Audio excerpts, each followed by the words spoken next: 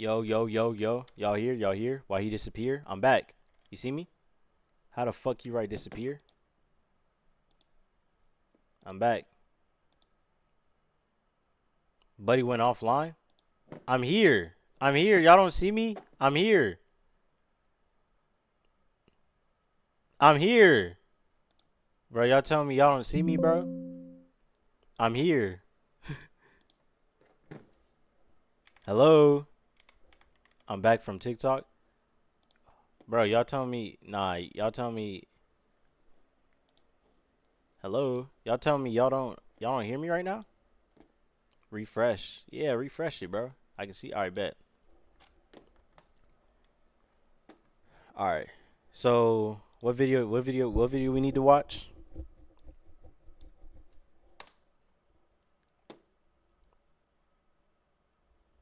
Moss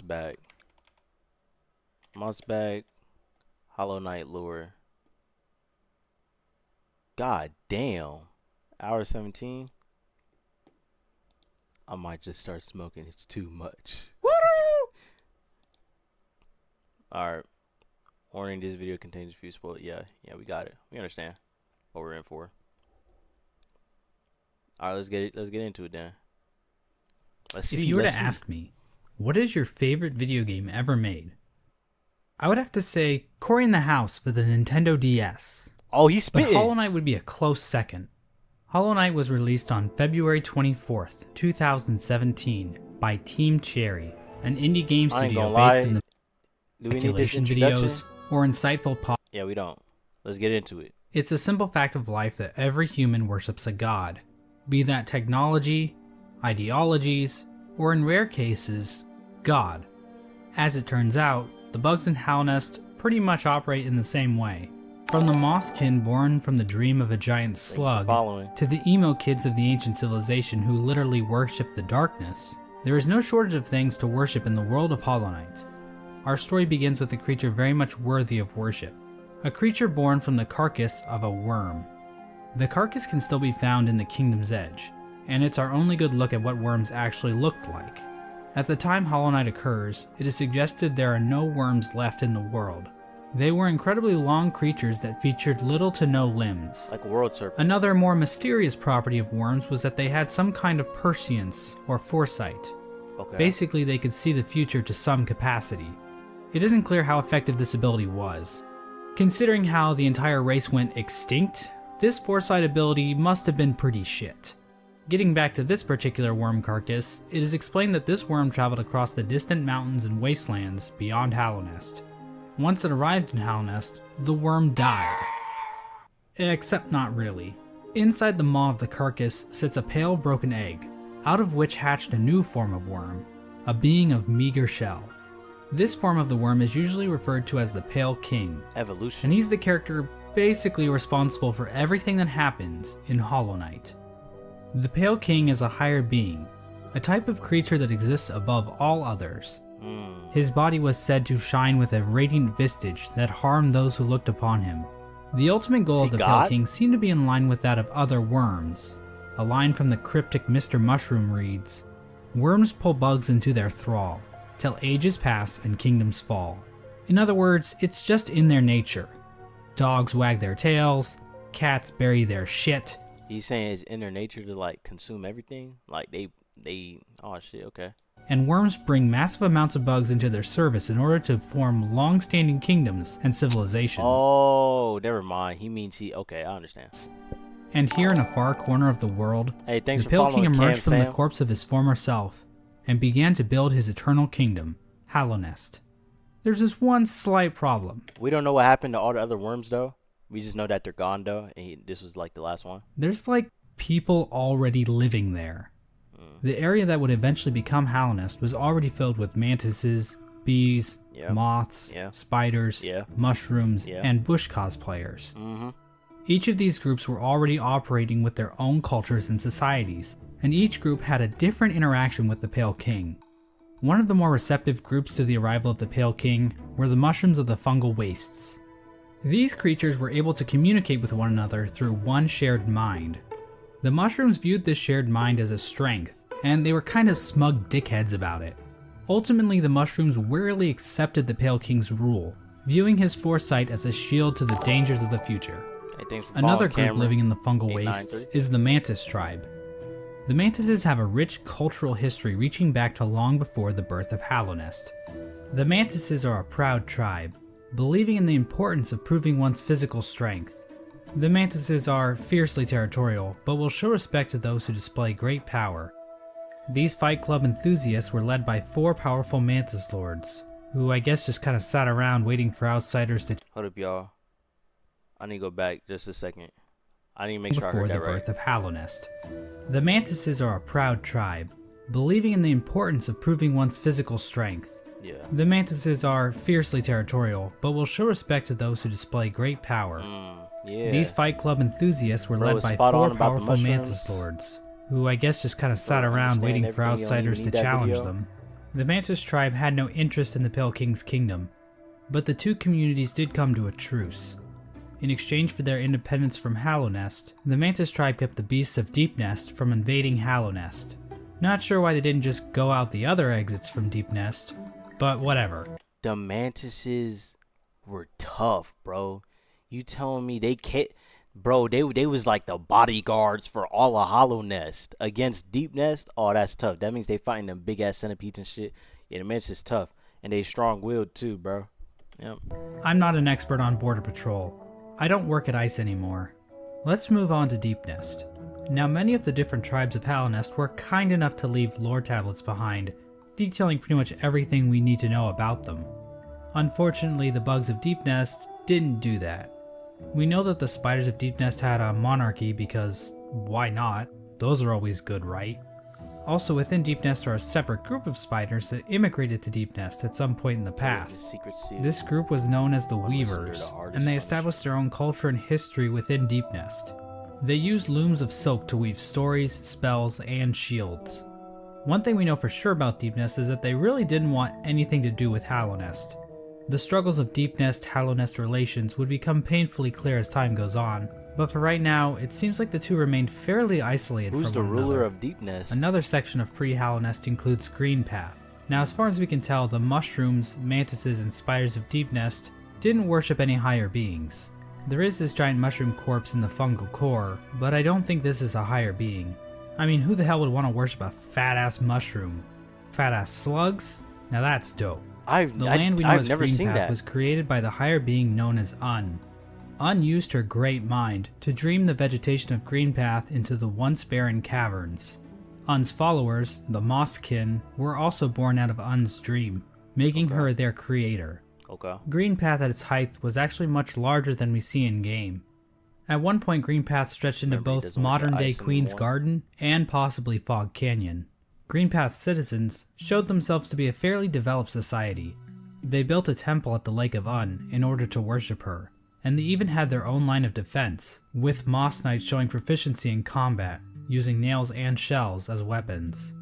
The Law of Un continued to remain in effect even after the Pale King arrived, but it seems like they allowed the king to establish a road through their lands, leading travelers to the heart of HollowKnight. Hence the name Green Path. Yeah, Team Cherry really racked their brains when naming this area, didn't they? Next, we have the bees. And while there is no lore on how these bees can turn into fucking drills, or how they can ignore all known laws of aviation, we do know how they reacted to the Pale King. These bugs decided to seal their hive off from the rest of the world, with only patrol bees being able to enter and exit the hive. So yeah, the bees are pretty much pointless in this story. And finally we have the Moth tribe. In-game, the only moth settlement is in the Resting Grounds, but the tribe might have also inhabited the Crystal Peak at one point. Now, as we all know, moths in real life are just complete assholes. As for the moths in HollowKnight, well, it's a bit complicated. The moth race is described as being a rather pacifist group, with few ever choosing to take up a weapon. they airbenders. During the Pale King's reign, the moth race delved amongst dreams and the dead, displaying the importance of remembering those who have passed, as well as learning how to shape dreams themselves. Similar to the Mosskin, the Moth tribe was born from a higher being known as the Radiance. The Radiance is described as being a light in which the Moth tribe basked. So she was basically a giant lamp to them. She's the mother. Wait, he just say she's the mother to all moths? Another important aspect about the Radiance is her ties to dreams, and a Or did I hear that wrong? is born from a higher being known as the Radiance. Yeah. The Radiance is described as being a light in which the Getting Moth tribe PTSD seeing the basked. Radiance. So she was basically I'll a whoop giant your ass, lamp bro. to Hit him them. with the- Another important aspect about the Radiance is her ties to dreams and a substance known as essence. Essence are the remains of wishes and dreams, and are represented in-game by these dream catcher particle effects.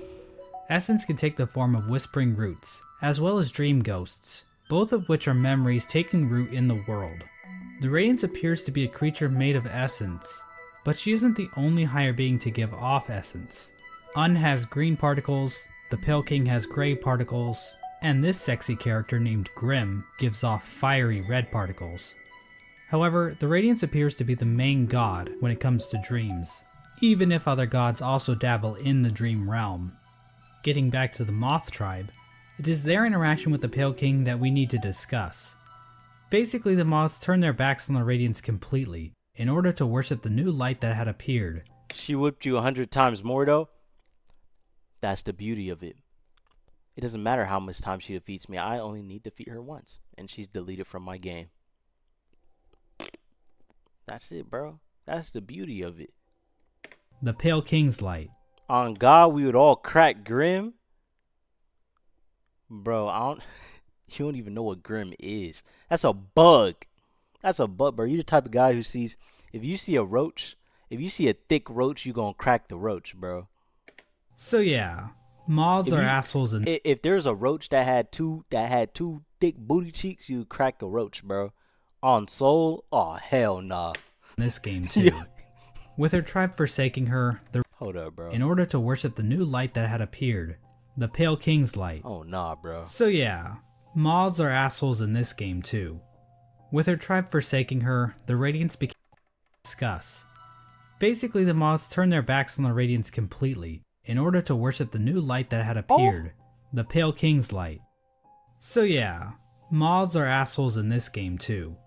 With her tribe forsaking her, the Radiance became a forgotten memory, a remnant of the past, and a thing that's definitely not going to come up again later in this video. And so the Pale King's new kingdom was established, HollowKnight. But there is one aspect of HollowKnight that we need to discuss. Unfortunately, to better understand this, we're going to have to read some poetry. In wilds beyond they speak your name with reverence and regret. For none could tame our savage souls, yet you the challenge met. Under palest watch you taught, we changed. Base instincts were redeemed. A world you gave to bug and beast as they had never dreamed. This is from a poem titled Elegy for HollowKnight, written by Motomon the Teacher. The poem appears at the beginning of every playthrough, and hints at what the Pale King and his kingdom offered. Much of the land outside of HollowKnight appears to be a wasteland, where bugs survive off of instinct, without the burden of mind. HollowKnight somehow taught these bugs and tamed their savagery. Basically, the Pale King changed the instincts of his subjects and granted them higher thought. To get a better picture of this, let's look at two different characters, Boone and Tuck. These adorable panda bug things give us Who the fuck are these? Bro, I've never seen these guys in my life. a clear display of HollowKnight's effect. While both appear to be the same species of bug, Boone is dumb as a sack of rocks, struggling to string together words, while Tuck speaks fairly clearly. The main difference between these two characters is that while Boone lives outside of HollowKnight, Tuck lives beneath the city's capital. Basically, it appears as though HollowKnight is a literal holy ground that raises the intelligence of those who dwell within. The Pale King established a path, starting from the kingdom's entrance in King's Pass, winding through Greenpath and the fungal wastes, and finally ending at the massive capital at HollowKnight's heart. We now know the capital city as the City of Tears, but that was likely not its original name. The rain that falls down onto the city from the blue lake above didn't begin until after the kingdom collapsed. So unless the capital was originally named by some edgy literature student, the name City of Tears wouldn't have made much sense.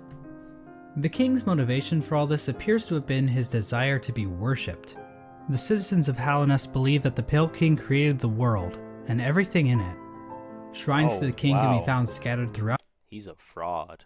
the kingdom, and king's idols were created and distributed to followers of the king. Despite the worship, the Pale King often kept himself hidden from his subjects, possibly to hide his blemishes. I mean, if you look at the size of the real Pale King to his statue in the ancient basin, the man is clearly overcompensating. The Pale Like, bro, every time I saw a big giant ass bug, I was like, is that the king? Meanwhile, king is like this. King's White Palace was also built underneath the city, separating him from his subjects even But it's okay to be a little. more so. At the same time, certain powers became shunned in Hallownest, though we don't know for sure if the Pale King had anything to do with this. Lifeblood is a blue liquidy substance that leaves those who drink it feeling refreshed. However, the use of lifeblood was seen as a taboo, and those who used it were demonized as heretics. The use of soul for combat was also shunned.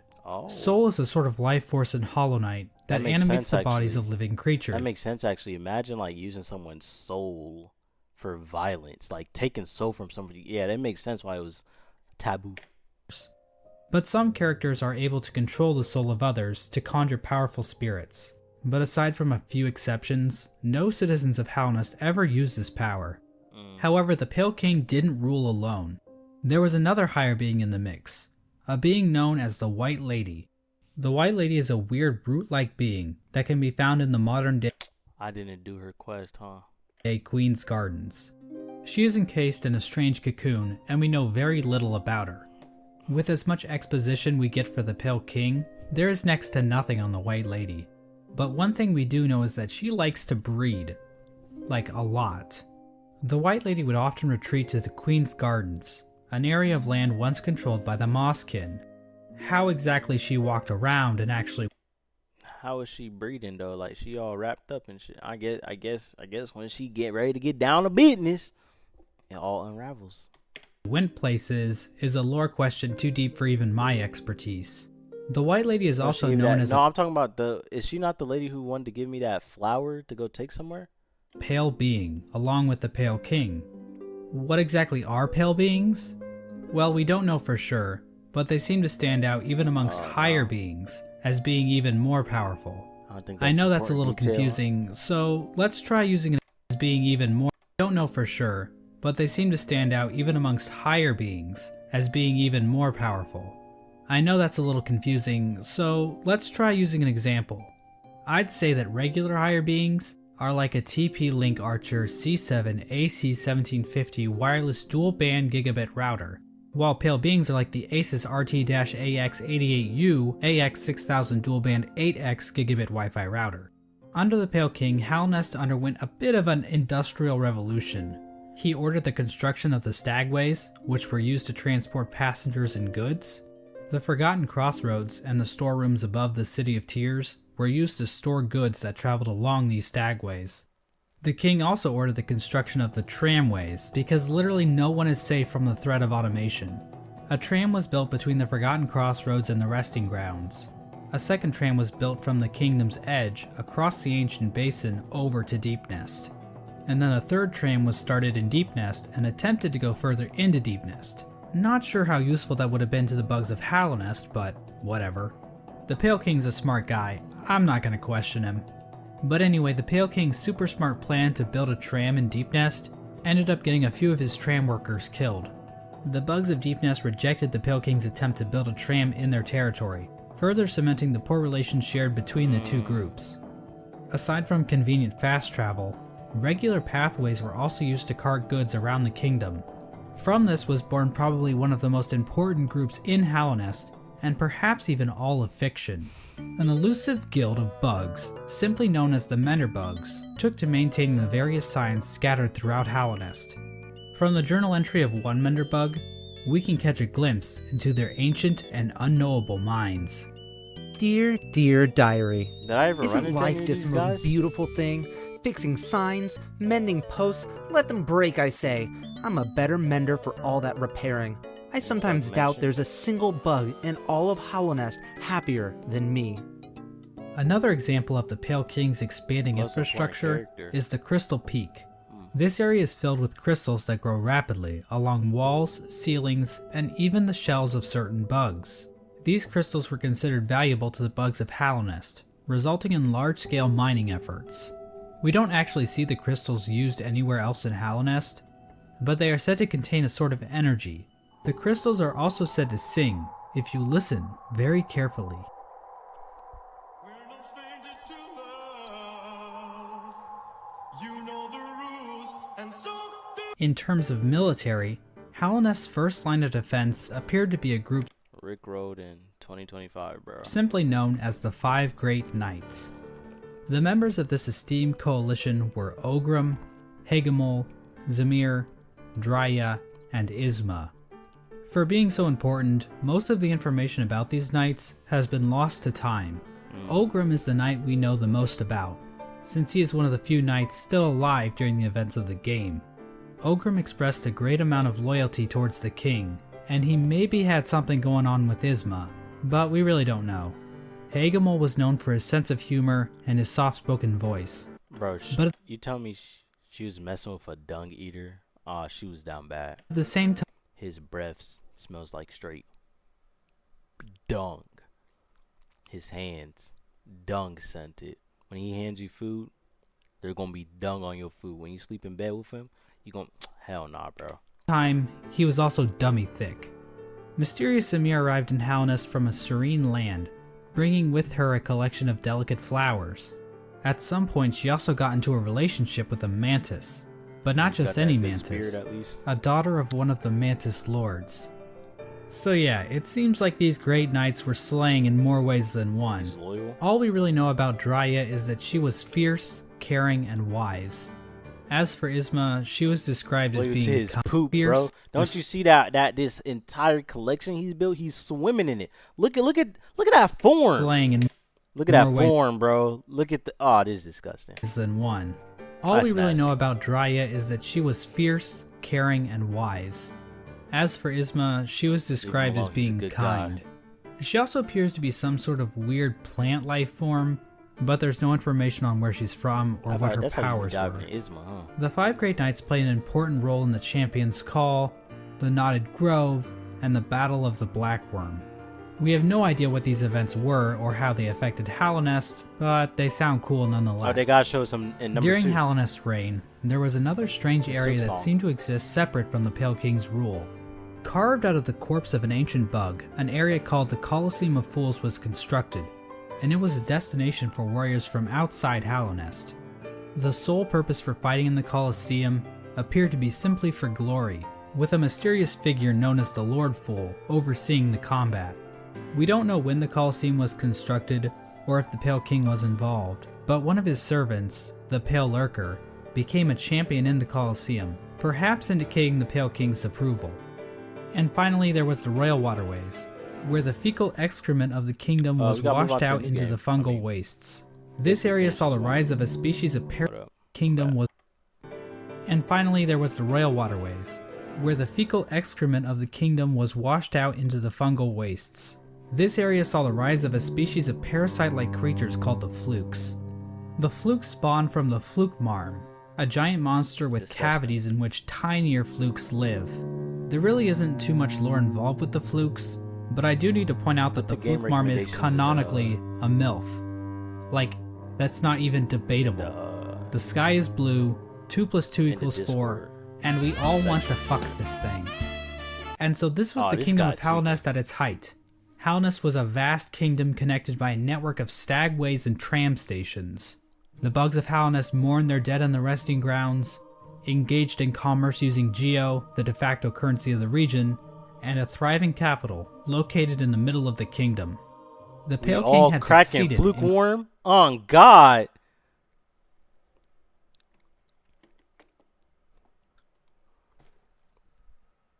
I want you to go in the mirror and look at yourself. Really look at yourself. Evaluate. And then come back. crafting a full-blown society, but we all know there are pitfalls to living in a society. As the suspiciously knowledgeable Hunter points out in Did you his just journal, send a tongue emoji, bro? Is that what that is? On the HollowKnight, we cracking fluke worm. Look at all the holes, bro. Bro, y'all sound like, nah, bro. the Pale King had bro. created a population of weak and pathetic creatures. The bugs of HollowKnight did not hunt for their own food and had become complacent with their comfort. This is even more obvious with the east wing of the capital, These greedy members of Hallownest's high society became complete They do cowards, not speak to obsessed girls with or riches women. and plum from excess wealth. The bugs living in Hallownest's prime looked quite different than the instinctive simpletons they once were. Their savagery had been replaced with intelligence, and through that intellect, they gave the Pale King the devotion and service he desired. And while there were a few snags along the way, they were shining times for the king and his subjects. Resting at the threshold of Hallownest is a strange lore tablet. So that's what that's the pantheon of Hollowness. There's multiple gods in this bit, right? Almost every worm. So worms were like higher beings above everyone, I guess, right? And y'all saying the king descended from one of these. Come to Hollownest. He's smurfing. He's smurfing. He's in a low rank place, and now he's like, all right, I'm gonna rule over all this shit. Yep. Proclaiming Hallownest to be the last and only civilization. It calls Hallownest an eternal kingdom. This appears to have been the Pale King's goal, for Hallownest to stand against a wasted world as a final beacon for civilization. And that was the Pale King's ultimate folly, to think that he could succeed where so many others had failed before. Long before the Pale Kings or the Barry Bensons of the world, the land of Hallownest was controlled by an ancient caste. Hints of Hallownest's history are littered throughout the land, with the most notable examples being the soul totems and arcane eggs. One sect of these ancient bugs didn't worship a god like the Pale King or any lord, but instead a dark and mysterious substance known as the Void. This ancient caste once Crack hornet or crack fluke worm. I know which one I'm cracking. Drilling emoji.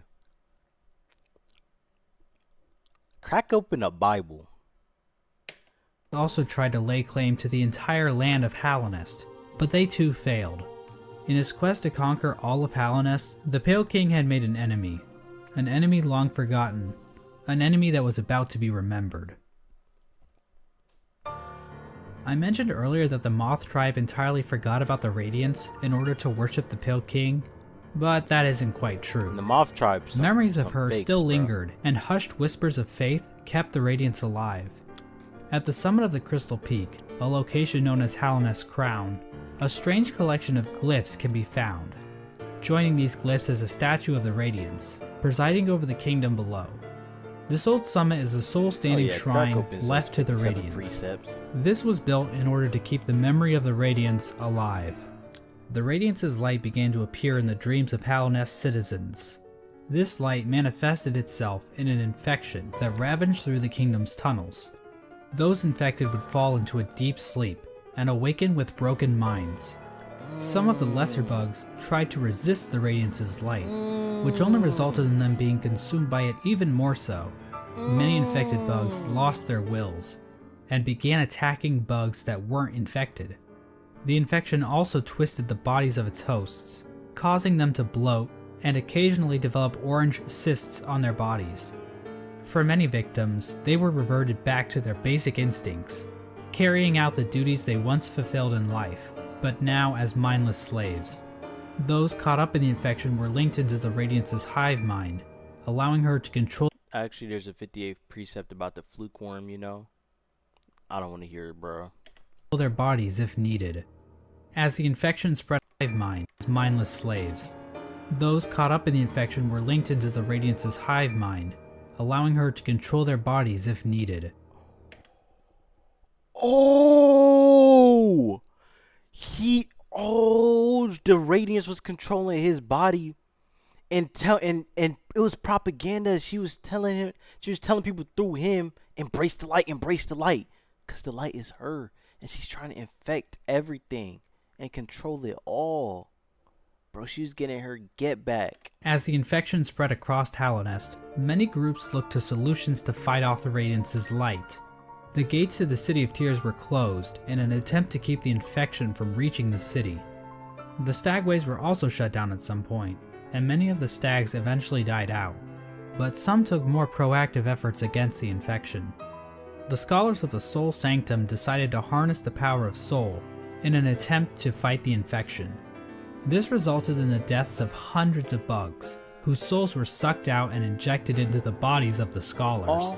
Their goal was to achieve some kind Yo, They sacrificed thousands for themselves, and they still got it. Wow.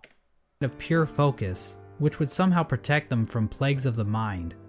The scholars' leader, the Soul Master, was driven mad by the sheer power of soul, and his entire sect failed to avoid infection. But hey, Damn. at least they took as many innocent people down with them as they could. Damn. The Mantis tribe, showing a stronger will than the common bug, were able to stave off the I infection. was right. It's cause how strong-willed they are. The mantises, they're too strong-willed. It can't affect them. However, one of the 4 Mantis Lords turned against his sisters. He and his followers took in the infection willingly, as it gave them more strength and courage. At some point during all this, the Traitor Lord and his followers were exiled from the Mantis village, eventually taking up residence in the Queen's Gardens. They're so strong-willed that even the ones that took the infection to make they're so strong-willed that even the ones that got the infection to take control of them, they were still present. They're still present, but it built their confidence. It was like they was getting drunk. You know, it was like they was getting drunk, but except it morphed their body. But it says precept 58: crack thy lukewarm. When given a chance to crack lukewarm, you must not squander. Take action to crack swiftly and successfully, or you shall grow weak.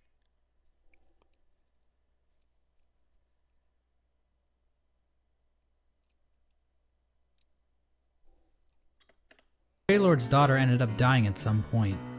This is the same Mantis that was in a relationship with Zamir, one of the 5 great knights. But the Mantises rejected their union because of Zamir's outsideness. As a gamer, this type of prejudice The mantises were racist. I would have never thought. is all too familiar, and honestly, it makes me sick. With the 5 great knights completely useless to fight against the infection, the Pale King devised his own scheme. A scheme involving a strange substance known as Void. As I mentioned earlier, the Pale King's White Palace was built in an area called the Ancient Basin, but his castle wasn't the only noteworthy thing down there. At the bottom of the Ancient Basin was the entrance to a pit known as the Abyss. Within the Abyss was a lake composed of void. The Pale King realized that this void could be given form, as evidenced by an imprint of such deep within the Abyss, possibly left there by the ancient civilization that predated such. The Pale King realized that this void could be given form, as evidenced by an imprint of such deep within the Abyss, possibly left there by the ancient civilization that predated HollowKnight.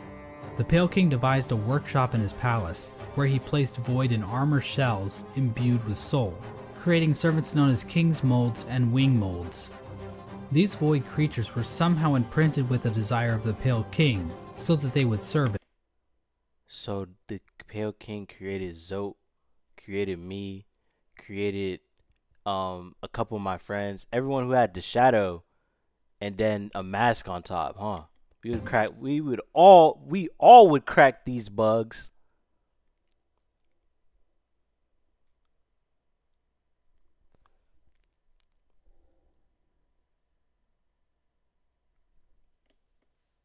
It isn't clear when the Pale Man, hell no, man. This ain't right. This ain't right. We need an intervention. We need an intervention. Because there's no way. You know how these bugs look like in real life, right? They would look very nasty, bro. They look very nasty. You cracking that, bro? They look nasty in this shit. King started Stop watching me like that. Like I said something wrong. We all cracking that.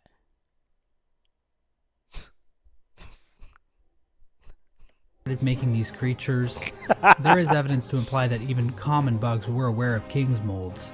But the point is, the Pale King turned to the Void in order to create another creature, one that he believed could contain the Radiance and her infection. He tried to create a pure vessel. The Radiance's infection needs its host to have a will and a mind in order to enslave it. A pure vessel would be a creature made of void, designed to lack those features. The Pale King believed that by harnessing the Okay, but when a furry says they cracked Judy from Zootopia, no one bats an eye. I see.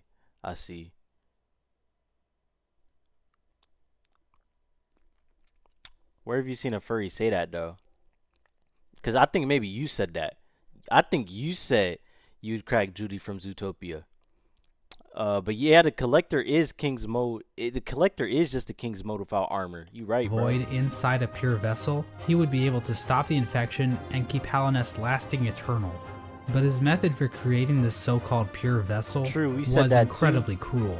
This is where the White Lady and her King Judy Hop Slub on TikTok. Oh, y'all freaked out. Kong-sized libido Oh, y'all come into freaked play. out. These two higher beings engaged in a union of some kind, resulting in the creation of several eggs that were dropped down into the the Pale King wanted some play and he knew she was going, so he went over to her. The Pale King believed that by harnessing Because remember at the beginning of this video, this guy said she likes breeding a lot. Pale King heard about that. He was like, shit. the void inside a pure vessel, he would be able to stop the infection and keep Hallownest lasting eternal. But his method for creating this so-called pure vessel was incredibly cruel. This is where the White Lady and her King Kong-sized libido come into play. These two higher beings engaged in a union of some kind, resulting in the creation of several eggs that were dropped down into the abyss. Okay. There, the void seeped into these eggs, corrupting the offspring of the Pale King and the White Lady. This act resulted in the creation of the vessels. What the fuck? Bro, that's like dropping your babies in hell, waiting for some demons to possess them. That's insane. That's crazy work. The vessels are not technically considered to be alive. They are shells created from the Pale King and White Lady that have been filled with the void. Within each vessel is a shade, a completely void being hidden behind the face of the vessel. Okay. Vessels are also non-gendered. I guess because they're dead or something? I'm not sure if that's how that works, but whatever. I'm not an expert on these kinds of things. I don't work at ICE anymore. Thousands of vessels were created during this process, but only one was chosen as the pure vessel. This particular vessel, chosen by the Pale King, was deemed the HollowKnight, and was taken away to the White Palace. But I want to take a bit of a closer look at this part of the story. There are a number of questions and theories surrounding this moment that I really want to dig into. The big question surrounding this moment is, why was the HollowKnight chosen over any other vessel? One common theory is that the Pale King took these vessels Why are they showing me this? Oh my god, I don't want to see this. back to the White Palace and evaluated them using his giant collection of buzzsaws. This theory is probably the least likely explanation. His giant Pale King took these vessels back to the White Palace and evaluated them using his giant collection of buzzsaws. This theory is probably the least likely explanation. It kinda exists just to explain the buzzsaws, which is quite the mystery, I'll admit, but doesn't really mesh with the vessels very well. How does being good at Super Meat Boy prove that you are a worthy vessel? And while thinking about logistics in a game about magic bugs is never a good idea, how exactly did the Pale King transfer these thousands of vessels? Get that tablet as an emote? Yeah, so I need to get to 50 followers to reach affiliate before I can make custom emotes. So I don't know how many followers we're at yet, but when we reach 50, I got y'all for sure. To his palace without characters like the Dung Defender finding out. So this means that the Pale King probably made his decision without taking any of the vessels out of the abyss. So how did the Pale King make his evaluation? But in more than just 50 followers, we also need to average 3 viewers for like on Twitch for like in the past 30 days. So we'll see. I think the best explanation comes from a theory I originally heard from a user named Golden Flower Fan. Basically, the vessels were hatched down at the bottom of the abyss, and the first one to make it to the top was chosen by the Pale King. In a memory of this event, we see vessels falling from above back down into the pit of the abyss. Perhaps these vessels weren't being cast down into the abyss, but fell while trying to escape out of it. The lore tablet outside the abyss appears to support this theory. It reads, "Our pure vessel has ascended. Beyond lies only the refuse and regret of its creation. We shall enter that place no longer." This tablet was likely written right after the HollowKnight was chosen, considering that is when the entrance to the abyss was sealed off. The tablet proclaims that the pure vessel has ascended, or in other words, climbed out of the abyss. So they chose their one person, and then they locked the rest of us in there. They said, "Fuck y'all, y'all know we." Wow, that's crazy. Abyss. And while cut content should never be considered canon, I would just like to point out that an earlier version of this tablet, found in the game's code, was even more explicit about this. It read, "From below." And I was right there. It was almost me. He looked back at me. He said, "I'm sorry, bro. He was one step too slow." Our pure vessel has ascended. But how does making it to the top of the abyss first prove that the Hollow Knight is somehow a perfectly hollow vessel? Well, I think this whole concept might just be a Perfectly hollow means no emotion, no nothing to control, no will, no mind, other than what you're told. I understand. misconception. What if the Hollow Knight wasn't any different from the other vessels? All the vessels were made in the exact same way after all. The idea that the Hollow Knight was somehow more hollow than the other vessels comes from the fact that there were so many vessels created in the first place. Yeah. If they only needed one, then why create so goddamn many? I mean, this is like Octomom on steroids. Well, these are bugs we're talking about, so it would make sense that multiple offspring would come from one egg. And it might have been a precaution to produce multiple vessels in hopes that at least one would be able to successfully escape the abyss. Now, another explanation could be that the Pale King just yeeted other vessels that made it to the top first, after determining that they weren't hollow, which would better explain why so many He saw him crack a smile, say, "Get out of here, bitch." That shit's were created. Oh, hell no. Ultimately, bro. the exact details aren't super important, but I do find it interesting how many different interpretations can be pulled from this part of the lore. After the Hollow Knight was chosen, the Pale King sealed the doorway to the abyss, leaving the discarded vessels to rot away in darkness. These actions were not taken lightly by the Pale King or the White Lady. Both participants expressed shame in what they did, Yeah, you but should. saw no other option to save the kingdom. But the vessels weren't the only poor saps sealed away in the abyss. There's also a lighthouse He would sense my intent to crack Flukeworm and throw me back down. As he should. That's where you belong, bro. Think about your thoughts in the void.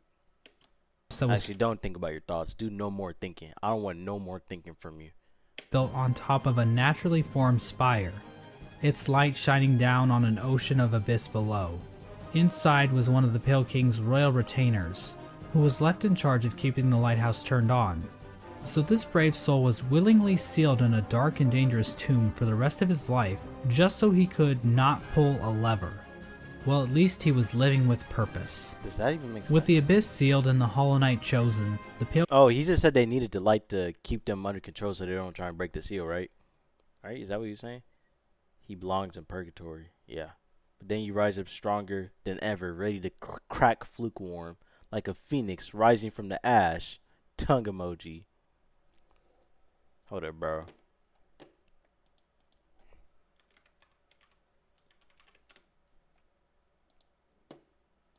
Bro, look at this shit, bro. Bro, look at this shit. This is what y'all are talking about right now. This is what y'all are talking about right now.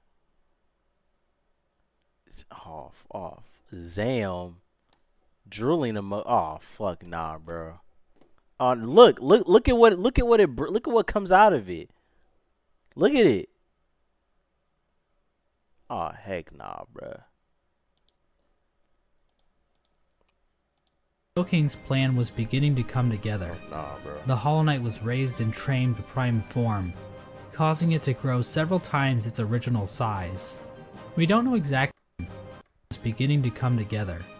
The Hollow Knight was raised and trained to prime form, causing it to grow several times its original size. We don't know exactly why That's this why he happened, was so big. Okay. but I guess the Hollow Knight is just a grower and not a shower. We know that the Hollow Knight was trained to use a nail, but why was this even necessary? What is this One from? possible explanation is that the Hollow Knight needed to protect itself in case an intruder tried to kill it. You know, like the player. Or perhaps this was important in the process of containing the radiance. Unfortunately, the details of that are never fully explained. The Hollow Knight might have somehow Like her for her focused the personality. What personality does Flukeworm got? Does she even have a brain? Is it even a? It is she. Does she even have a brain? She's just a bunch of holes. radiance inside itself, but Team Cherry gives us no. HollowKnight might have somehow focused the radiance inside itself, but Team Cherry gives us no explanation of how that might have worked. But that still wasn't enough for the Pale King. Additional seals were needed in order to protect the HollowKnight's physical body while the radiance was trapped inside of it. To achieve this, the Pale King sought the help of 3 particular bugs, who would later be known as the Dreamers: Lurian the Watcher, Motomon the Teacher, and Wow, Hera way the to Beast. Objectify her. Only Lurian seeing is her definitely for her the body. You right, bro. My bad. My bad. My bad, Flukeworm. My bad. So y'all been sending all these emojis because of her personality, right? The tongue emojis and all that because of her personality. Y'all want to lick her brain? Oh, okay, for sure. Which one of y'all said? Which one of y'all's talking about all them hoes though? She a respectable woman. Yeah, because she's my wife. You gonna let these other guys talk about your wife like that? She's okay. most mysterious of the 3 Dreamers. He lived in the Watcher's Spire in the City of Tears. From there, Lurian watched over the city with his telescope. Lurian was a pretty big fan of the king, so it probably took little convincing for him to lie down for him. Lurian might also be tied to another strange incident that occurred in the city. Lurian was a pretty big fan of the king, so it probably took little convincing for him to lie down for him. Okay. Lurian king needed to protect Wait a itself, second. in case was important in the fully Why are we talking explained. about Dreamers for? The I forgot. HollowKnight might have I didn't might have worked, but that still wasn't enough.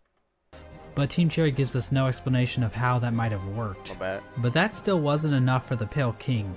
Additional seals were needed in order to protect the HollowKnight's physical body while the radiance was trapped inside of it.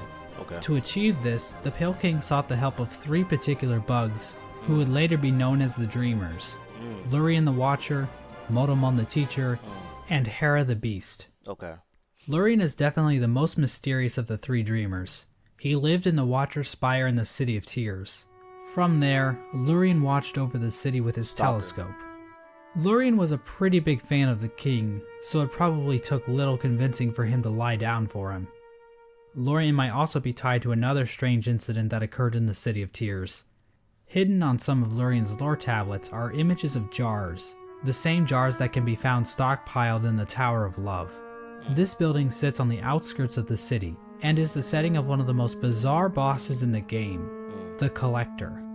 The Collector is a void and those who used Oh shit.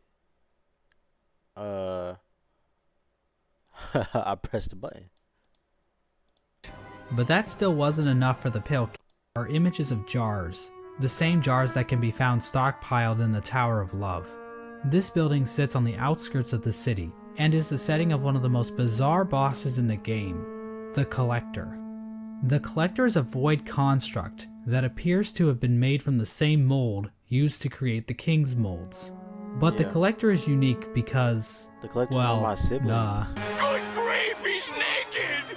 the Collector stayed in the Tower of Love with a noble bug who likely owned the establishment. In the tower, a number of bugs can be found captured in Noble buck. Oh, she's saying it's a noble, but they're not a noble person. You own the Tower of Love. I'm guessing the Tower of Love was, am I allowed to say that on Twitch? But that type of house, that type of tower. Y'all know what I'm saying. Where you pay for services. jars, implying that these two were tasked with collecting these creatures. However, the Collector somehow became obsessed with grubs, creating a map to keep track of grubs it captured in jars, as well as keeping a strange shrine displaying a grub in the style of the Vitruvian Man. Eventually, the bug staying with the Collector decided to lock it inside the Tower of Love, and fled to the Queen's Gardens, where it died, likely due to overexposure to the void. Despite being locked up in the tower, the Collector is still spotted by the Hunter at some point, which either means this only happened recently, or the Hunter has been farting around in HollowNest for a long ass time. We have no idea what these creatures were trying to do. It's implied that the Collector was trying to preserve the creatures of HollowNest, perhaps trying to protect them from the spread of the infection, but we don't know where the Collector's obsession with grubs originated, and while Lurian does seem connected to all of this, we don't know how involved he was with this operation, or what its end goal exactly was. Motomon the teacher lived in the teacher's archives, a library built atop a lake of acid in the Fog Canyon. The lower half of her body consists of tentacles, making her a popular subject for the thriving HollowKnight R34 community. The archives and the Fog Canyon Can we put Flukeworm in a jar? Put me in a jar with her. Oh, hell nah. We would not dare enclose our wife in a jar so inhumanely. You see, y'all already got relationship problems. There's not enough holes to go around. as a whole are also filled with these strange Metroid knockoffs. These creatures are likely related to Motomon in some way. They could be her live offspring, her test tube babies, or possibly even her shit. Motomon uses futuristic cathode ray tube things to store information about HollowNest. Several terminals in the teacher's archive go into detail about the Unless she wants it blink blink. Bro, let's lock in, bro. Let's lock in. Let's lock in, bro. King's plan to defeat the Radiants, indicating that Motomon had intimate knowledge of what she was taking part in. Okay. Finally, the Pale King sought the help of Hera the Beast, the Queen of Deep Nest. Okay. Now, as I mentioned earlier, he sought the help of the Queen of Deep Nest? How did she agree to that? Relations between HollowNest and Deep Nest were kinda not great. Unlike the other two dreamers, Hera needed to be convinced in order to help the Pale King. Hera would eventually agree to become a dreamer, in exchange for a child. The Pale King agreed, and the two engaged in a dalliance, which is a fancy way of saying they totally boned. The White Lady was okay with this arrangement. In fact, she might have been she probably wanted to join in. Watching from the closet. Oh. The motive behind Hera's request is never elaborated on, but it appears as though the King of that's just how royalty does it. That's how they make alliances. That's all the explanation needed. They make alliances by agreeing to come together and have a kid, and that bonds them. Deep Nest was dead at this point. Hera was a common bug, but it appears as though the King of Deep Nest was dead at this point. Damn. Hera was a common bug, so perhaps she desired the Pale King's pale seed so that her child could be of high birth. The bargain between Hera and the Pale King was didn't give her a kid. He died. King died before he gave her a kid. She was freaked out. Got some from the Pale King type shit. Resulted in the birth of Hornet. She said, she I want became that. known as the gendered child because, unlike the Pale King's other children, Hornet was not hollowed out by the abyss. Hera and Hornet's she other became what? Hornet. She became known as the gendered child because, unlike the Pale King's other children, Hornet was not hollowed out by the abyss. Hera and Hornet spent little time together, as Hera had to make good on her end of the bargain.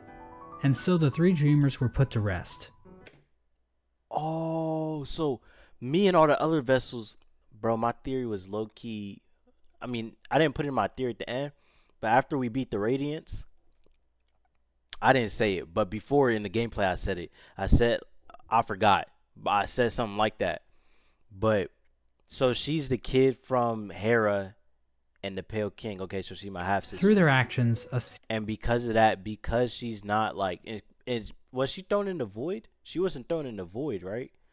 Like the rest of us. So that's why she has emotions and stuff like she wasn't corrupted.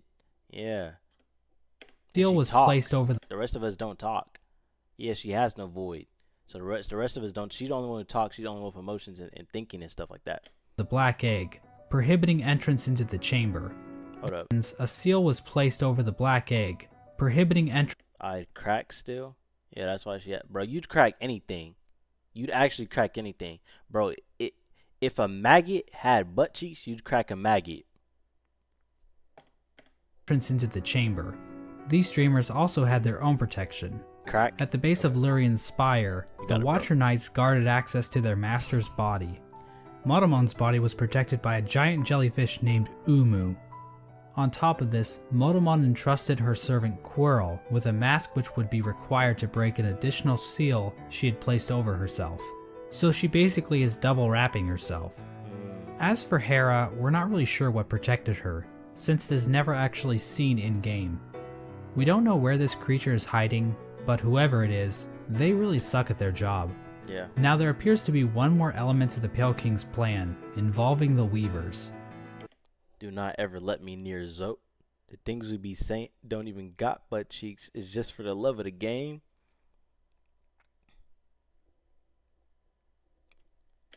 Hidden away in the Weaver's Den is an incomplete seal of binding, woven from silk. This design prominently features the Hollow Knight's head, and can be found in the White Palace, as well as blocking the exit during the Hollow Knight fight. Silk spools created by the Weavers can be found in the Stag Station in Deep Nest, as well as the Stag Station next to the White Palace. These spools can also be found in the Pale King's workshop. We know that the Weavers were closely tied to Hera and Hornet, so their actions might have been a part of the deal between the Pale King and Hera. Once the Hollow Knight was ready, the Radiance was somehow channeled into the vessel, which was then placed inside of a giant black egg. No, I'm not starting to understand you. No. That's not. No, I'm not starting to understand. Stop it, bro. Y'all more gooned out than that one girl. Was over Zote. The one with Zote all up in her dreams and shit.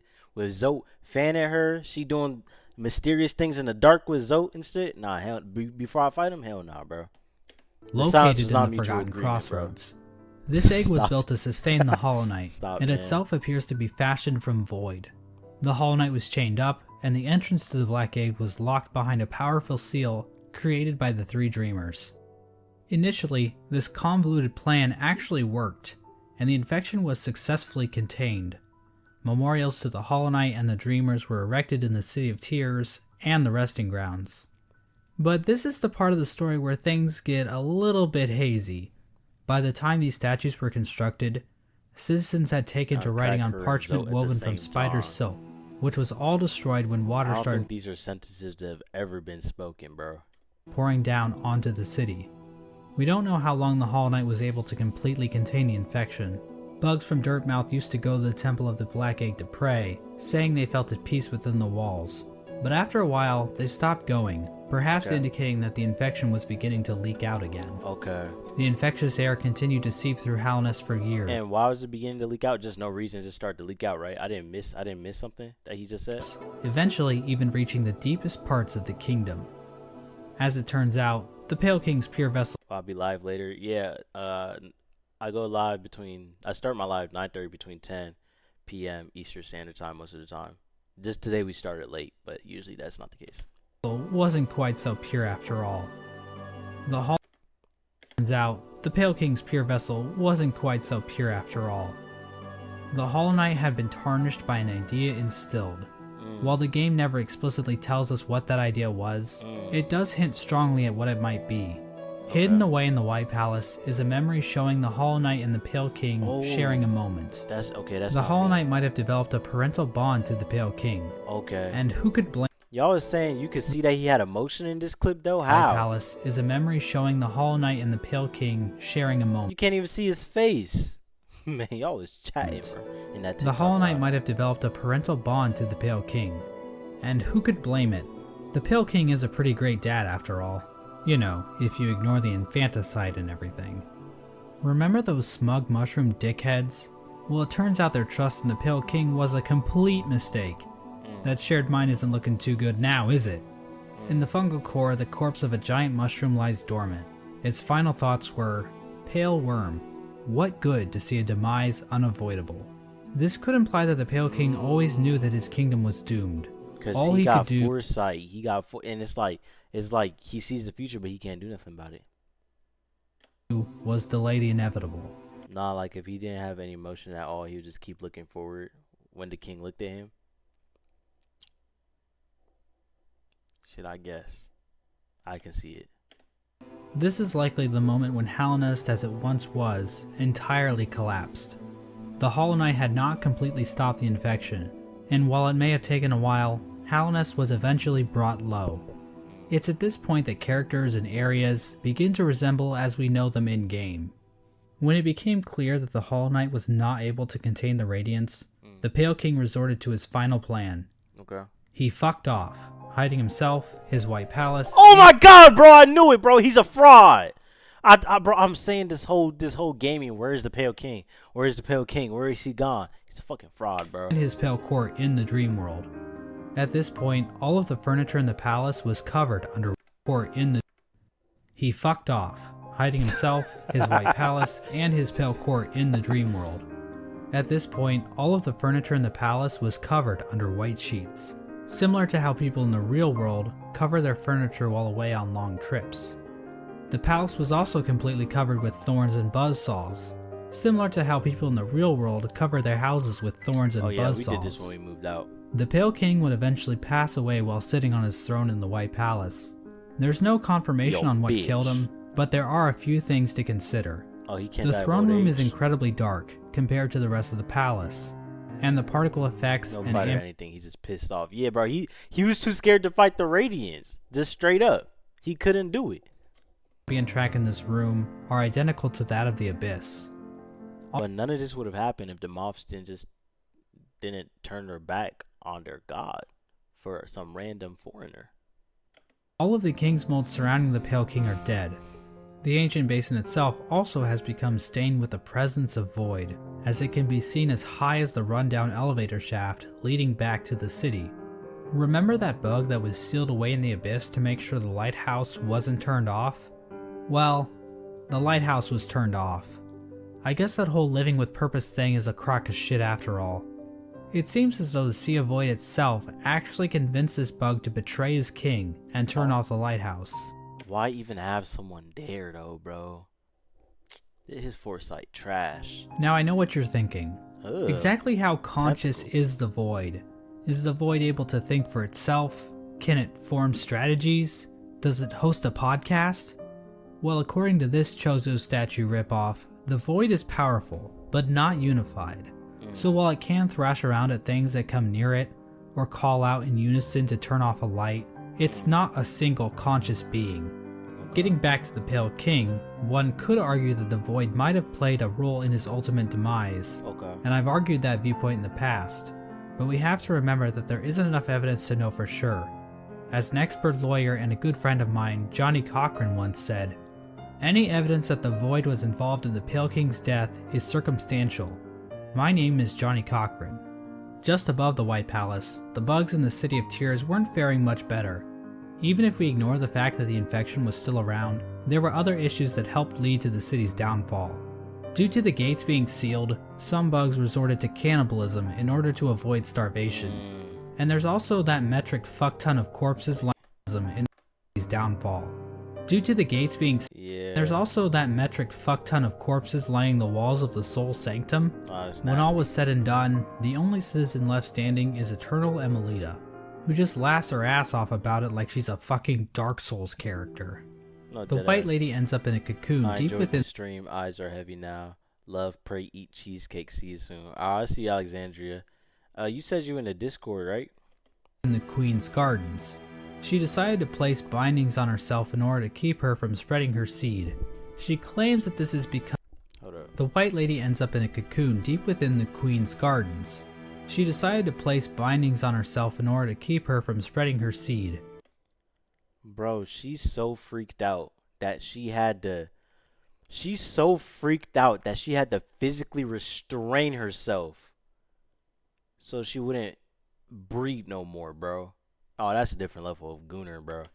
She claims that this is because of the shame she feels in helping the Pale King create the vessels, but honestly, it's probably just her kink. The White Lady also diminished her power, possibly as a way to keep herself hidden from kinda like unwanted visitors. Outside her cocoon, Drya stood guard, protecting her queen from the violent traitor mantises. Drya is eventually killed off by these bugs, which is actually pretty pathetic if you think about it. I mean, we're talking like the Netgear WPN824N N150 wireless router pathetic. Speaking of great knights dying pathetically, let's move on to Hagemul. Hagemul held the city crest, a key used to open one of the gates to the City of Tears. At some point, Hagemul's armor shell was stolen by a maggot. Now, maggots were generally looked down upon and forced to do menial labor. They were incredibly weak, and basically deserved all of the discrimination they got. But this one maggot decided to turn the tide, so he stole Hagemul's shell so that he could defend his downtrodden brothers. His actions weren't motivated by the infection, but instead was the result of how hierarchical caste systems will always lead to revolution from the working class, and that true freedom can only be achieved blah blah blah, capitalism is bad, subscribe to my Patreon. Olgra moved to the royal waterways and started living in shit, changing his name. Bro, does he got a hairy Olgra butt moved crack, to the bro? royal Like, what is that? waterway. Like, what's that hair down there? I just noticed that. What's that hair down there between his legs, bro? And started living in shit, changing his hell name no. to Dung Defender. Now, And I know the dung be getting all stuck in that hair. Oh, nah, man. I love wallowing in shit as much as the next guy, but you'd have to really love shit to put up with living with the flukes. The Dung Defender kept an unwavering sense of duty and loyalty to the king, and love for his fellow knights. So much so that he made shit statues of them. How nice. Olgrim acted as the defender of the pipeways, as well as Isma's Grove. A section of the royal waterways became filled with acid, and in the middle of it all rests Isma's corpse, which has been overcome by plant life. Isma is likely the one responsible for this acid blight, but we have no idea what happened to her. Hornet's whereabouts during this time are fairly mysterious. We know that she departed Deep Nest and didn't return until the events of the game. At some point, she took to guarding. Oh, when she throws her nails, she has a spider silk. It's spider silk. That's how she pulls it all around and shit. Okay.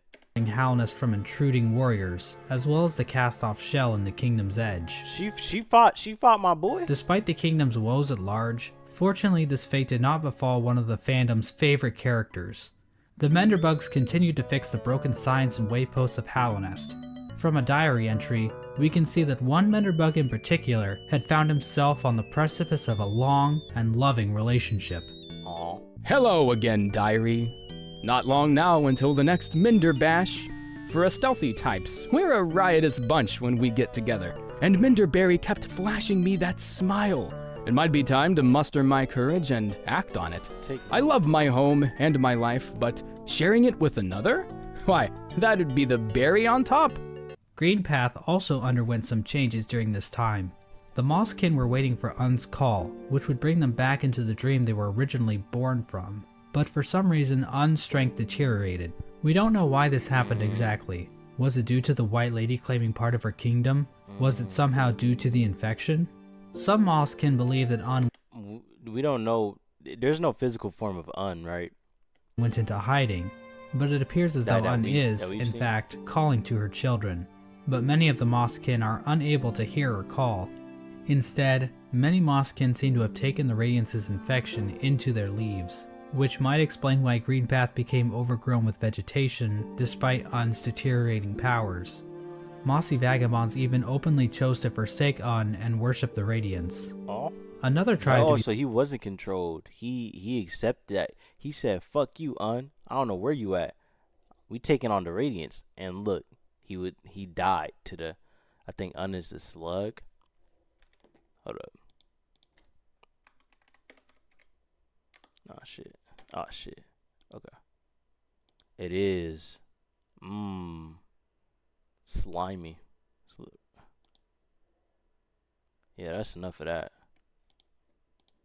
screwed over by the Radiance is the Hive, which fell to the infection after the death of their leader, Hive Queen Vespa. Oh, she's in the back dead. I didn't know that. But it appears as though this had little effect on their civilization.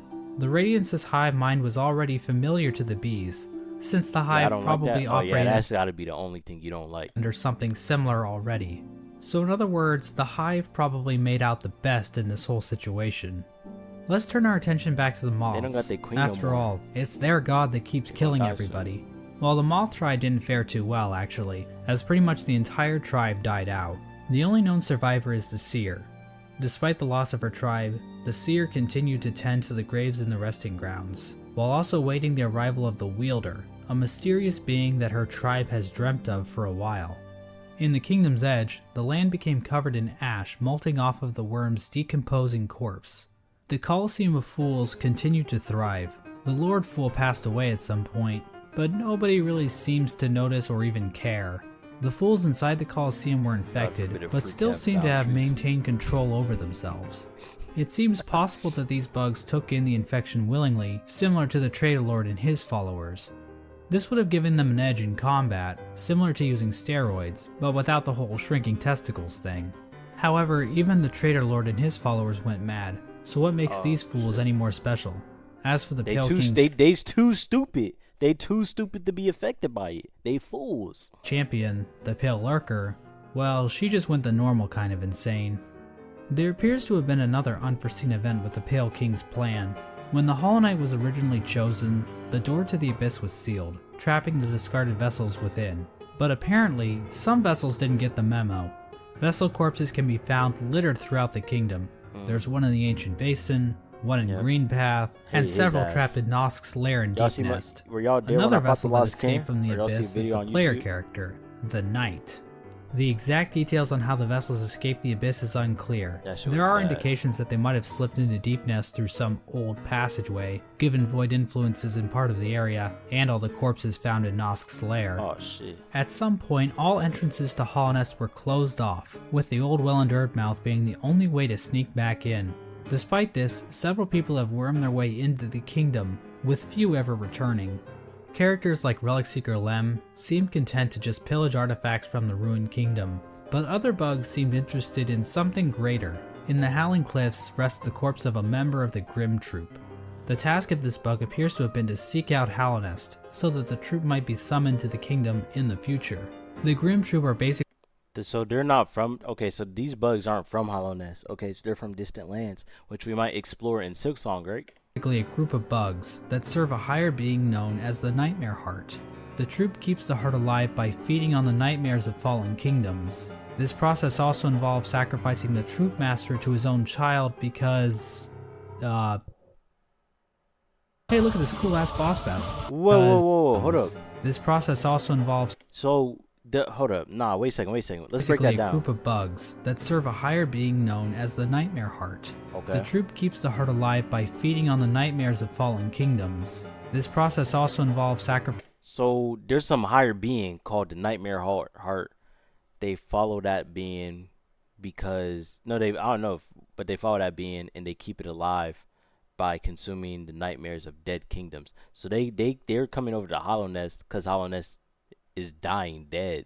Okay. Sacrificing the troop master to his own child because, Okay. hey, look at this cool ass boss battle. Another important group that traveled to Hallownest are the God Seekers. After being abandoned by I their didn't old see gods, the gods of thunder and the gods of rain, these bugs left their home in the land of storms, seeking out a new god to worship. The God Seekers looked to gods to save them from their That's own creepy. silent mind. While traveling through the wastelands, the God Seekers constructed devices called God Tuners, which helped them seek out new gods. Through this device, they were able to detect the lingering power of the Pale King and find their way to Hallownest. When they arrived, however, the God Seeker was forced into hibernation. Oh my God, She I was never encased opened in a that. strange sarcophagus-like cocoon, I never which opened was that. itself chained up with a lock.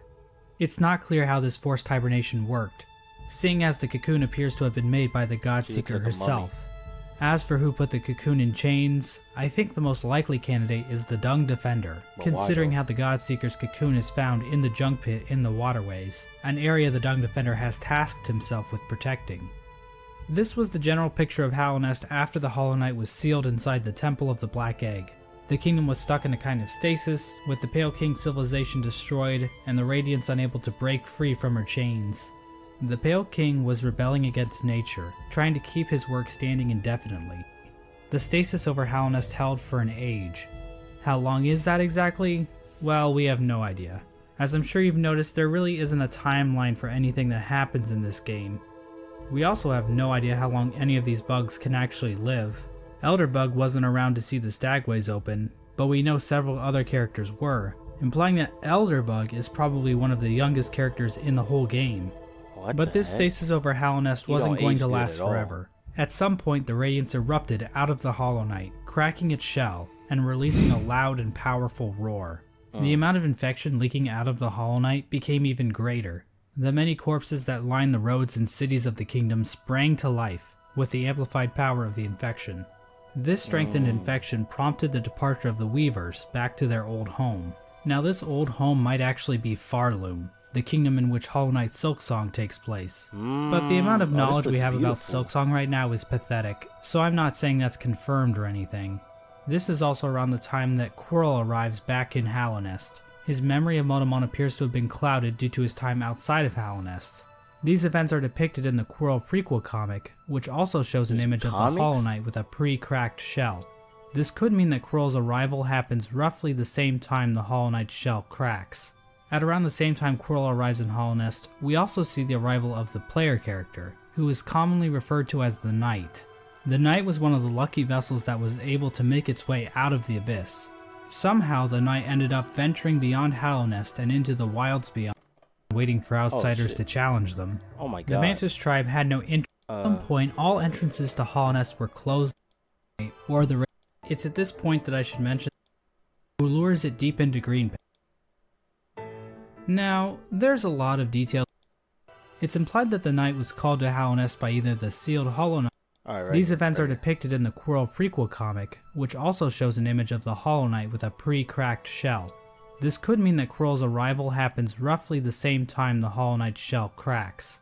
At around the same time Quirrell arrives in Hallownest, we also see the arrival of the player character, who is commonly referred to as the Knight. The Knight was one of the lucky vessels that was able to make its way out of the abyss. Somehow the Knight ended up venturing beyond Hallownest and into the wilds beyond. It's implied that the Knight was called to Hallownest by either the sealed HollowKnight or the Radiance within. Regardless, once the Knight shows up and yeets itself off this cliff, the actual game of HollowKnight finally begins. Now, there's a lot of details we could get into. Hallownest is full of NPCs and bosses, each with their own stories to tell. But to be honest, I don't think we need to go through all of them, since their stories are relatively straightforward. For example, let's look at the Brooding Moloch. So why is the Brooding Moloch brooding? Okay. Because all its friends are dead. And there you go, that's the lore for the Brooding Moloch. Also, it's the only character in the game with a visible asshole. Now, did you really need me to explain that to you? Probably not. So instead, I'm just going to talk about the interactions relating to Hollow Knight's main story. Okay. The Knight is eventually noticed by Hornet, who lures it deep into Greenpath. There, Hornet attempts to kill the Knight, claiming that she knows No, I'm not hearing you out. Stop it. Stop it. Lock in. Finish the video. what it would try to do. Oh, no. At this point, Hornet views the Knight as being too weak. After the fight, Hornet can be found in the City of Tears, next to the statue So I beat her ass and she viewed me as too weak? What type of delulu shit is of the this? Hollow Knight. Hornet mentions that the Knight has gained a resilience, due to the time it spent in the void beyond Hallownest. This could be referring to the fact that some of those who leave Hallownest lose their memories, meaning the Knight would have no memories of its own tragic conception. Hornet tells the Knight that if it seeks to continue the stasis that keeps Hallownest Oh, so I left Hallownest and then I came back. standing, it must seek the Graven Ash, which is referring to the Kingdom's Edge. At this moment, Hornet sees the Knight as a possible replacement for the Hollow Knight. Basically, the Knight could break the seals that keep the Hollow Knight locked away, defeat the Hollow Knight, and contain the infection itself. It's at this point that I should mention that Hollow Knight actually has 5 different endings, because of course it would. I'm going to be explaining each of these 5? endings in this Y'all said video, 6. as they 5's each still give a lot, us a though. different glimpse into the mechanics of Hollow Knight's world. Alright, let's see. What are the other Now, endings? to What are get the the other endings? easiest ending to Hollow Knight, Hornet's instructions to go to the Kingdom's Edge can be ignored completely. Okay. If the Knight stumbles upon the resting grounds, the 3 dreamers will appear and cast the Knight into the Dream Realm. There, Seer will come to the Knight's rescue and grant it the Dream Nail, a special blade that can tear the veil between the real world and the dream world. With the Dream Nail, the Knight can venture to the resting places of the 3 dreamers, curb stomp their asses, and unlock the entrance to the Black Egg. Inside the egg, the Knight finds the Hollow Knight chained up, silently watching over it. I just thought about it. The ending where you take his place as Vessel, probably like lore wise, probably is got to be one of the dumbest things. I haven't seen other endings, but this ending compared to just going up and killing the Radiance itself, that's a way better solution. Once the chains are broken, the Hollow Knight Get rid of the root problem. screams with that familiar Radiance roar and pursues the Knight. As the fight progresses, the Hollow Knight starts trying to kill itself, Quirrell style. But then the Radiance starts using the Hollow Knight's body to perform her own attacks. Once defeated, the Hollow Knight begins to She starts bouncing my boy like a basketball, bro. That shit's insane. spew infection all over the place. The Knight can then focus the infection into itself. This results in the first ending of the game, called Hollow Knight. In this ending, the Knight usurps the Hollow Knight, prolonging the stasis over Hallownest. New chains and bindings appear out of fuck if I know, and contain the Knight. and a new seal is placed over the entrance to the Black Egg. Now there is one giant question looming over this ending. Can the Knight actually contain the infection indefinitely, or will the Radiant still manage to break free one day? I don't know. Before we answer this question, let's look at some of the other events that can transpire while playing the game. If the player chooses to go to Kingdom's Edge, Hornet will challenge the Knight one last time as a final test of strength. After her defeat, Hornet allows the Knight to access the cast-off shell, where the Pale King was originally hatched. By interacting with this egg, the Knight's shell is marked with the King's brand, technically making the Knight the new ruler of HollowNest. With the King's brand, the Knight can now open the entrance to the Abyss and discover the place of its birth. When leaving the Abyss, the Knight can encounter Hornet again, where for the first time, Hornet suggests that there are actually two outcomes the Knight can enact. She tells the Knight that it can either prolong HollowNest stasis, or face the heart of the Kingdom's infection. Within the Knight, Hornet sees a chance for change. Instead of just replacing the HollowKnight, Hornet believes that it may be possible to get rid of the infection completely by using the void inside of the Knight. After visiting the Abyss and obtaining the Shade Cloak, the Knight is capable of reaching the White Lady, hidden away in the Queen's gardens. The White Lady tells the Knight that she has been awaiting a vessel to accept a gift, that gift being one half of a charm called the King's Soul, which she claims will give the Knight more power. The White Lady goes on to explain that she can feel the weakening of the HollowKnight within Oh my god, it's 5 a.m. her Jesus Christ. roots. She tells the Knight that it is free of the blemishes that made the HollowKnight a flawed vessel. From this dialogue, it is implied that the Knight truly is a pure vessel, capable of containing the Radiance successfully. But it's not quite that simple, so we're gonna have to dig a bit deeper into this. Basically, we're gonna need to answer a simple question. What exactly does it mean to be a HollowKnight? Despite the White Lady's words, we have a number of instances where the characters and item descriptions mention that the Knight has a will, and maybe even a mind. But from the Pale King's dialogue when describing the HollowKnight, it is stated that a pure vessel has no mind or will. So is the White Lady wrong? Or maybe even lying? Her eyes have been clouded by time, and she can be tricked into thinking that Ogrim is in the room Why is he wearing that stank in a lady's presence? when the Knight is wearing the Defender's Crest charm. She also thinks that Wait, what happened? Ogrim is in the room when the Knight. Her eyes have been clouded by time, and she can be tricked into thinking that Ogrim is in the room when the Knight is wearing the Defender's Crest charm. I cannot see you, but then time has clouded my eyes, and I cannot see much. Even your booming voice falls silent upon me. But she smells stinky stink, and she thinks it's oh wow. She also thinks that Dear Dry Ogrim, I'm sure you saw Dry on the way in. She stood guard over me for so long. Now she's dead, bro. is still alive, which,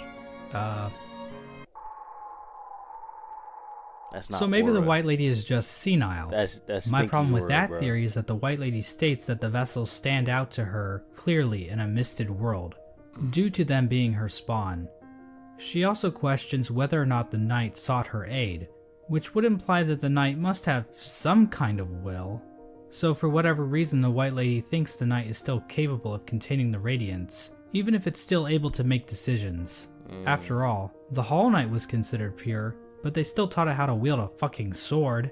I mean, if the Knight were truly and completely hollow in a literal sense, it probably shouldn't even be able to walk, or draw a map, or open a goddamn bank account. Yeah. In short, this whole concept of being hollow is so abstract and hard to define, I don't really feel comfortable giving a solid answer on whether or not the Knight is or isn't truly hollow, and I think the game leaves room open for other interpretations. Of course, the White Lady's gift is useless without the other half of the King's Soul. In order to reach it, however, the Knight must travel to the White Palace, locked inside the body of a King's Mold. In order to bypass the seal, the Knight must use a fully awakened Dream Nail. It can do this by bringing 1800 essence to the Seer, allowing her to sharpen the weapon's blade. If the Knight does this, the Seer remarks that the Knight truly is the wielder that her tribe has been dreaming of. There's no explicit reason why the Moth tribe was dreaming about this supposed wielder so much, but it seems like they believe the wielder would wash away the crimes the Moth tribe committed by turning their backs on the Radiance. The Seer seems to know that the Knight might kill the Radiance. It's the moth that the moths fucked this all up, and that's why they all dead. It's the moths. It's the moths. You see how y'all thought I was discriminating against the moths like a couple lives ago? Hell nah, bro. I knew they was. I knew it. And she seems accepting I of knew it, it, bro. ready for her and her tribe to disappear and be forgotten Team Butterfly, forever. bro. With the awoken dream nail in hand, the knight can travel to the Pale King's refuge and locate the other half of the King's Soul charm.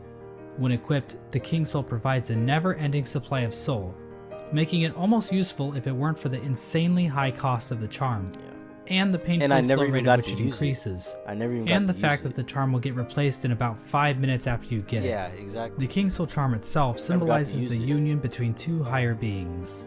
To me, this implies that the King's Soul is a representation of a vessel, which also was created by the union of two higher beings. With the King's Soul in their inventory, the knight now gains access to an area in the abyss called the Birthplace. Oh, that was In on this like massive pile of vessel shells, the knight can find a giant egg. Dream nailing the egg allows the knight to access its own memory when it was cast down into the abyss. From viewing that memory, the King's Soul charm is replaced with the Void Heart charm. The recollection of this event allows the knight to come to terms with the void inside itself.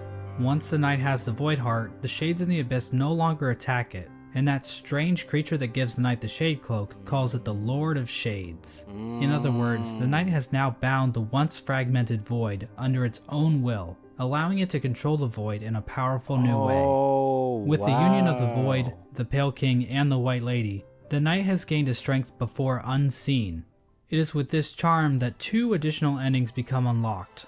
Hornet will now be standing outside of the Black Egg, offering to help the knight should the opportunity arrive. Midway through the fight with the HollowKnight, Hornet rushes into battle, subduing the HollowKnight and piercing its shell. It's at this point that the knight is given the perfect opportunity to enter into the mind of its sibling, fighting the source of the infection head on, and finally putting an end to the Radiance's tyranny. Or it can just stand there and let Hornet get knocked unconscious. If the knight finishes off the HollowKnight as usual, the sealed sibling ending occurs. Basically, it's the same as the HollowKnight ending, but now Hornet is in the room too, and her face appears on the door of the Black Egg. It's not clear what exactly this means for HollowNest. This might imply that Hornet is now a dreamer, but she's inside the temple, meaning that no one can actually get in there to kill her should the knight ever start leaking infection. At the same time, Hornet mentions that the bindings of the Black Egg would drain her, so she's probably just going to die anyway, right? Generally, people consider this to be one of the worst endings, but it's worth pointing out that Team Cherry doesn't support any one ending as being the true ending. They said all endings are equally canon. We're not into true endings. You choose the path yourself. We'll do our best in all future HollowKnight content to account for all of them. Ending. Each ending is canonical in its own right, and honestly, this ending isn't the worst. At least the Knight and Hornet will get to spend some quality time together. If the Knight does dream nail the HollowKnight, it will be taken to an arena where it can finally fight the Radiance head on. But the Knight isn't alone, as the other shades from the Abyss will appear in order to help corner the Radiance. Eventually the Radiance gets trapped in the tendrils of the void. Open her up. The Knight bitch slaps her a couple times, and then the Radiance is consumed into the darkness.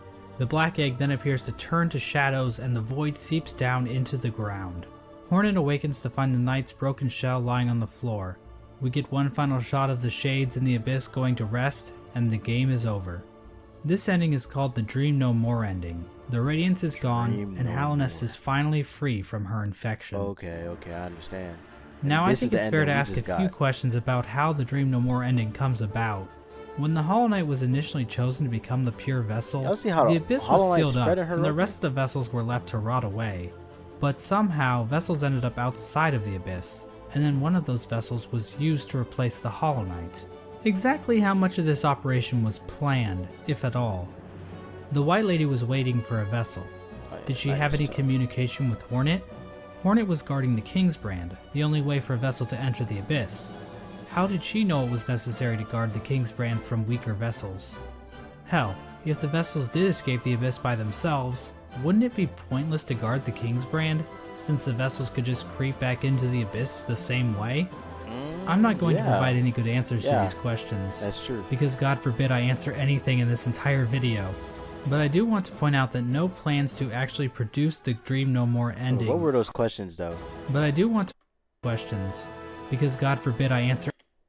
How did the White Lady get around? Why aren't the infected bugs in the Coliseum mindless? I don't think the white lady got around. Well, she got around. Like, she was breeding. She got around.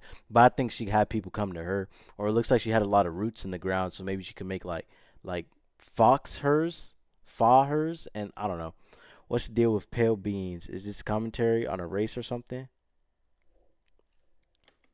Did Ogrim give Isma a what? Hold up, my bad. Oh shit, I muted it. Because God forbid I answer anything in this entire. Did Ogrim give Isma a dirty Sanchez? I don't know what that is. How did the HollowKnight grow? Why does the collector probably diddle grubs? Where's the deep nest boss? Seriously, what the fuck? Bad game design. Why is Un's strength decreasing? And why are we here? Just to suffer. Good questions. But I do want to point out that no plans to actually produce the Dream No More ending are explicitly stated in-game. So we can only speculate as to whether or not the White Lady or Hornet, or maybe even the Pale King, knew that they could defeat the Radiants by creating a Lord of Shades like the Knight. Oh yeah. Regardless, Yo, the look at next his two hair, endings bro. were definitely not planned. That's my big bro. In fact, Helping me the out. last two endings that were added in the Godmaster update almost feel out of place. The Godseekers basically hijack everything to the point where you don't even have to enter the Temple of the Black Egg to beat the game. That's like beating Mario Bros without ever seeing Bowser. But on the other hand, the Godmaster endings basically reinforce that Hallownest does not exist in a vacuum, which can help the world of Hollow Knight feel more real. Because what else is reality but just a bunch of random chaotic stuff happening all the time? If the Knight finds the Godseeker in the Junk Pit, it will be able to enter her mind and refight all the bosses in the game. This is part of the Godseeker's ritual. They basically attune to the resonance of gods through ritual combat. This allows them to ascend their minds higher and eventually, through the use of godly focus, achieve communication with the god sleeping in Hallownest's heart, the Radiance. Now I know what you're thinking. That's a pretty convoluted little religious practice they have going on here. What's next? Are they going to start measuring the Knight's Theon levels? It's pretty complicated, but the point is, these Godseekers have some serious capabilities to fuck things up in Hallownest, as we're about to see. As the Knight makes it further and further through the four Pantheons, the Godseekers get closer and closer to making contact with the Radiance, locked away inside the Hollow Knight. At the end of the fourth Pantheon, the Radiance makes herself aware in this strange reunion cutscene between the vessels. But she isn't the only one to make an appearance. The Void itself appears to go on the attack, rising up to meet the Radiance's call. It's at this point that the final challenge, the Pantheon of Hallownest, becomes available. The Godseeker finally acknowledges the Knight as being more than just a simple cringer, and they begin to watch the Knight more intently. After defeating like a bazillion bosses in the final Pantheon, the Knight finally comes face to face with the Absolute Radiance. A stronger, more enhanced version of the game's is that your brother in his prime? Is that harder? Is he harder right there? Final boss. Finally, the stage is set. After roughly 40 minutes of intense agony and tedious boss battles, the Knight has finally reached the ultimate enemy responsible for the destruction of Hallownest. Truly, this will be a battle for the ages. But first, let's check in on our old pal Mennerbug. As it turns out, he's still alive when the Knight arrives in Hallownest, and he's still fulfilling his duty after all this time. Let's take one last look at his diary. My lovely diary. Someone's gone and broke my favorite sign, right there at the top of the crossroads. Keeps happening too. But you know, I just can't get mad about it. I should be thanking them, really. More chances to fix that beautiful, complex sign. And I've stocked up on spare parts, so I've no fear it'll ever stay broken for long. Yeah, it's me, bro. Unfortunately, the only way to ever read the Mennerbug's diary is to kill him in cold blood. I'm not sure why Team Cherry thought this was necessary, but the general consensus on Reddit is that they are bloodthirsty warmongers, so it checks out. But at least Mennerbug's last moments will be spent fixing one of his favorite signs in the Forgotten Crossroads. It's comforting to think that his final seconds of consciousness were spent in total bliss, before we sent him hurtling into the infinite chasm that is Oblivion. Well anyways, the alternate fight between the Knight and the Radiance plays out differently than in the vanilla ending. This time around, the Knight is not accompanied by any shades. Instead, after defeating the Radiance, the Knight seems to transform into this monstrosity. Holy shit. Now this creature goes by many names. the God of Gods, the Lord Shade, the Devourer, the Void Entity. That's But tough. I don't really like any of those, so I will just call him Bill. I fuck with those. Bill proceeds to completely annihilate the Radiants in spectacular fashion. Oh my god. We are then treated to the Embrace the Void ending. Bill comes back down from the sky, dropping into the rest of Godhome. The Godseeker starts to get pulled into Bill by Void tendrils. We then cut to the Godseeker in the junk pit. Void starts leaking out of her eyes, and it appears as though Bill is making an escape back into the real world, which is probably a bad thing? Finally, we see Hornet standing outside of the Black Egg as the infection begins to disappear from nearby vines. Hornet hears footsteps coming from inside the Black Egg as the HollowKnight reveals itself to her and the two prepare for combat. Oh? So from this cutscene, we can see that the Radiance's death in Godhome actually did kill her for real, meaning that the infection over Hallownest is now gone. This means the seals inside of the Black Egg probably wore off, allowing the HollowKnight to escape its prison. In other words, the Embrace the Void ending is a goddamn cliffhanger. It is. And we have no idea how Team Cherry plans to follow this up. The HollowKnight is running loose in Hallownest, and the Knight has transformed into a raging void monster that might try to destroy the entire kingdom, or at least what's left of it. What's even more strange about this ending is that the announced sequel, HollowKnight Silksong, doesn't seem to be related to this ending at all, but that's a whole different shit show. Obviously, the biggest mystery surrounding this ending is the appearance of Bill. Did this creature exist in the void already? Or was it somehow willed into existence by the power of the Godseekers? Did the Knight turn into this thing, or did it just become a part of it? Examining a statue of this creature and other forms of the Knight grant the player a Hunter's Journal entry for an ancient artifact called the Void Idol, which might imply this creature might have been worshipped by the ancient civilization. But again, that's pure speculation. We don't know what this worship of Void exactly looked like. Maybe the Void they worship took the form of something more sinister. There is one thing we know about this monster though. It's weak to flowers. Yes, these things. As it turns out, those delicate flowers that Zamir has stockpiled up her ass are actually useful for something. They contain a strange power that even deters the White Lady from touching one. The Godseeker, however, is dumb enough to accept a flower from the Knight. If the player does this, instead of Void being released out into the world, this flower pulls a no you, and the Godseeker and Void disappear into thin air. The flower itself is described as giving off a pale light, which appears to connect it to the pale beings. Like I said before, pale beings appear to be some form of top tier gods. As of right now, we are only aware of two, the Pale King and the White Lady. But the fact that Zamir brought these pale flowers from a faraway land implies that there are definitely more of them out there. Another small hint of the existence of pale beings are the pale ore items that can be found all over Hallownest. Did these come from the Pale King, or possibly some other pale being? And what exactly are they? Are they poop? In general, the Godmaster endings appear to be doing a lot of setup for future Hollow Knight content. Like I said before, HollowKnight Silksong doesn't seem to connect these events on the surface, so we are in a bit of a bind when trying to discuss what these endings actually mean for the greater narrative Team Cherry is building. There's definitely a lot more to consider about what the Pale Beings are and what properties they possess. And we also have plenty of questions surrounding the Void and how bugs have interacted with it in the past. It almost feels like we are looking through a keyhole, trying to grasp onto the totality of Team Cherry's creation.